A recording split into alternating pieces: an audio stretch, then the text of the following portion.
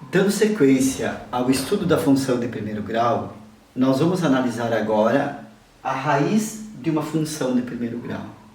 A raiz de uma função é algo importante para o que nós vamos ver depois, que é o estudo sinal e as inequações. Bem, quando se fala em raiz da função de primeiro grau, a raiz é o ponto ou é a abscissa do ponto em que o gráfico intercepta o eixo x. A gente já sabe que o ponto que ela intercepta y é o b, né? a ordenada b, e o ponto que ela intercepta o eixo x, a abscissa desse ponto, nós denominamos ou chamamos de raiz. Bem, como é que se faz para determinar esta raiz? Para determinar a raiz, se vocês pensarem um ponto que ela intercepta x, a ordenada é 0.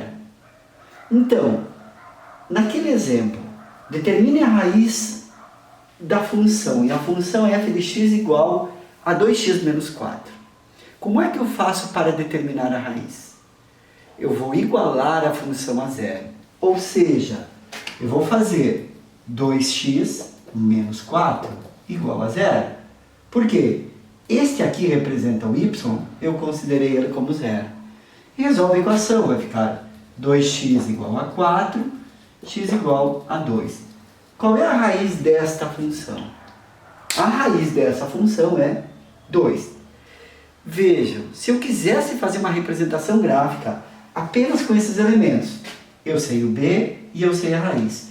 Nós podemos fazer um gráfico aqui só, modelo. Esse ponto aqui é o 2 para x, e esse ponto aqui é o b, que é menos 4. Eu consigo identificar o gráfico apenas pela raiz e pela função que no caso traz nela o valor de b. O exemplo 2. Calcule o valor de m, sabendo que a raiz da função f de x, 2x menos m mais 3, é 4. O que nós temos aqui? Nós sabemos a raiz e nós precisamos determinar o valor de m. Lembrando que, quando eu sei a raiz, essa raiz é o valor de x. E se a raiz é a abscissa do ponto que o gráfico intercepta o eixo x, o y nesse ponto vai ser 0. Então, nós vamos substituir aqui a f de x por 0 e o x por 4. Ou seja, 0 é igual a 2 vezes 4 menos m mais 3. E resolvemos isso. Vai ficar 0 igual a 8 menos m mais 3. Passou indo para cá, fica m igual a 11. Qual é o valor de m para que essa função tenha uma raiz 4?